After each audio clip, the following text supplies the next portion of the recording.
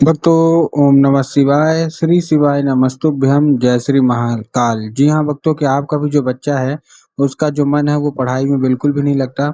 आप लोग बहुत ज़्यादा परेशान हैं उनकी पढ़ाई के लिए कि आखिरकार आपका वो जो बच्चा है वो पढ़ता क्यों नहीं है। आपने क्या कुछ नहीं किया, आपने बहुत ज़्यादा मेहनत कर ली उसको पढ़ाने के लिए कि आपका जो बच्चा है वो पढ़े, लेकिन फिर भी वो आपका जो बच्चा है ना, उसका जो मन है वो पढ़ाई में बिल्कुल भी नहीं लगता। आपने क्या कुछ नहीं किया, बहुत अच्छा उसको कोचिंग ट्यूशन दिया, हर एक तरह की सुख सुविधा भी दी, लेकिन फिर भी आपके बच्चे का जो मन है ना वो पढ़ाई में बिल्कुल भी नहीं लगता।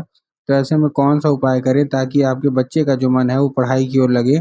आज की इस वीडियो के माध्यम से हम आपको बताने वाले हैं, तो बस उपाय ध्यान से सुनिएगा और अच्छे से करिएगा ज़रूर। अगर आपने आज का ये उपाय करके अच्छे से कर लिया, तो अवश्य रूप से आपका जो भी बच्चा है ना, उसका जो मन है वो पढ़ाई में अवश्य रूप से लगेगा ही लगेगा।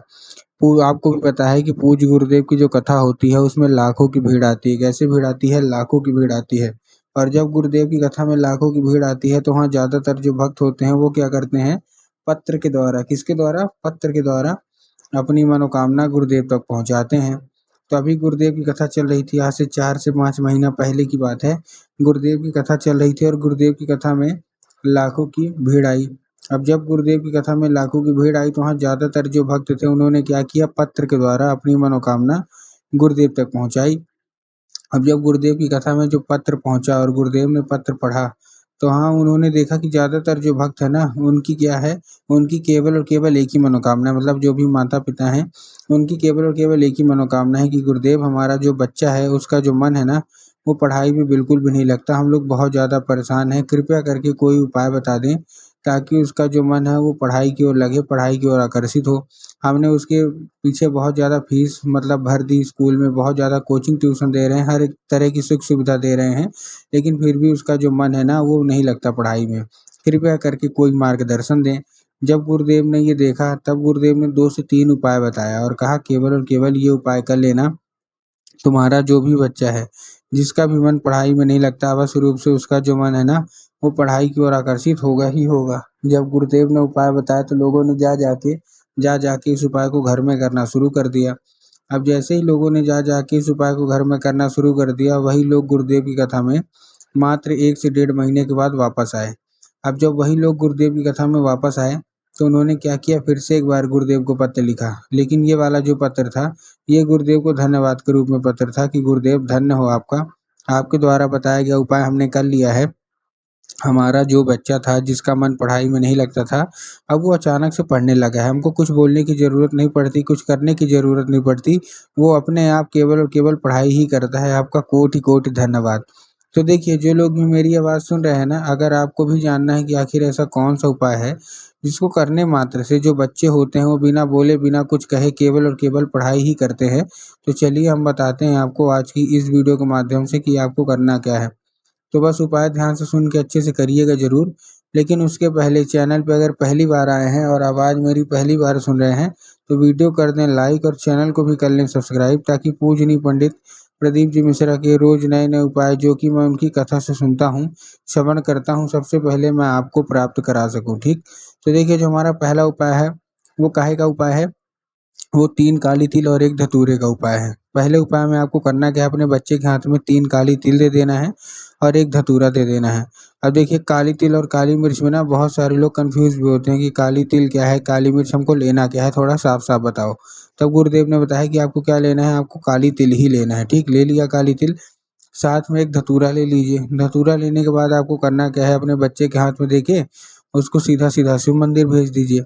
अब जैसे ही आपका बच्चा शिव मंदिर पहुँचेगा, शिव मंदिर पहुँचने के बाद उसको बोलना है कि दक्षिण दिशा में खड़ा हो जाए और उत्तर की ओर अपना चेहरा कर ले।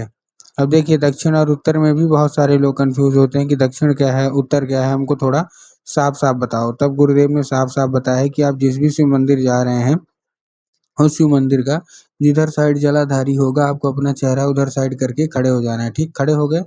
खड़े होने के बाद आपको एक नाम लेके अपने बच्चे को बोलिएगा कि एक नाम ले ले, कौन-सा? महादेव का बहुत ही सुंदर सा नाम है श्रम्भेश्वर महादेव। तो उसको बोलिएगा कि श्रम्भेश्वर महादेव का नाम लेके उन्हीं का स्मरण करके चुपचाप क्या कर दे, अर्पित कर दे बस। पूज्य गुरुदेव कहते हैं कि अगर ज़्यादा कुछ नहीं, केवल केवल इतना ही कर लिया ना, तो क्या होगा, उसकी सारी की सारी जो इच्छा होगी, मनोकामना होगी, वो पूरी होगी ही होगी, ठीक? ये था कौन-सा हमारा ये था हमारा पहला उपाय। अब हम चलते हैं दूसरे उपाय की ओर। इस उपाय में आपको एक लाल फूल लेना है। क्या लेना है? एक लाल फूल। अब लाल फूल आप कोई सा भी ले सकते हैं, गुलाब का ले लीजिए, गुड़हल का ले लीजिए, जो भी आपको पसंद है आप लाल फूल ले लीजिए। बस लाल फूल में आपको ध्यान रखना है कि लाल फूल जो है कहीं से भी कटा-फटा या खंडित नहीं होना चाहिए, ठीक है? आपने लाल फूल ले लिया। अब लाल फूल लेने के बाद आपको करना क्या है इस उपाय के लिए? इस उपाय के लिए आपके घर में माता सरस्वती की फ़ोटो होना अति अनिवार्य है। अगर आपके घर में माता सरस्वती की फ़ोटो है तब तो अच्छी बात है, लेकिन अगर आपके घर में माता सरस्वती की फ़ोटो नहीं है, तो आपको बाज़ार जाना है और माता सरस्वती की फ़ोटो या मूर्ति लेके अपने घर में उनको स्थान देना है, ठीक? दे दिया।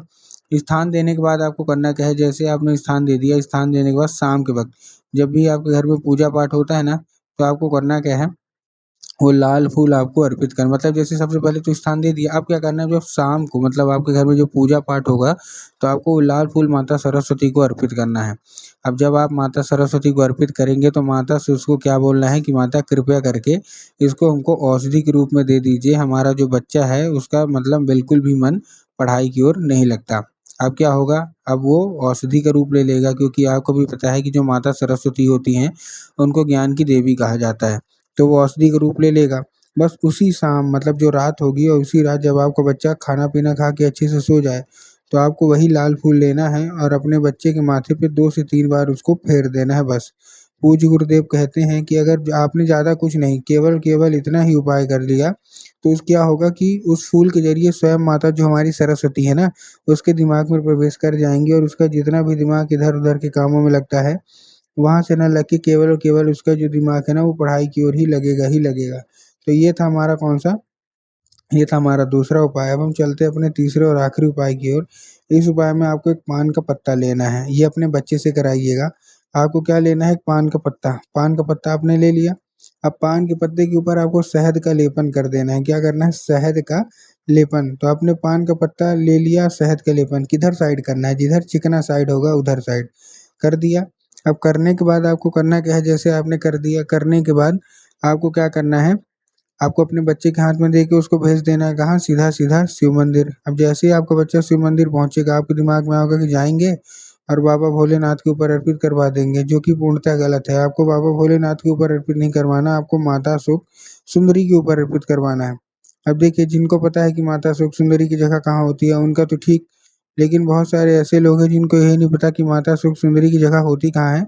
तब गुरुदेव ने साफ-साफ बताया कि जो जलाधारी है, जलाधारी के बिल्कुल बीचों-बीच इसकी जगह होती है माता सुख सुंदरी की।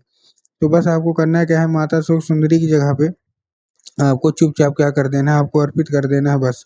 पूज्य गुरुदेव कहते हैं कि अगर आपने इतना ही उपाय कर लिया, अगर आपके बच्चे ने इतना ही उपाय कर लिया, तो अवश्य रूप से जो भी इच्छा है, जो भी मनोकामना है वो पूरी होगी और आपका बच्चा अवश्य रूप से पढ़ेगा ही पढ़ेगा।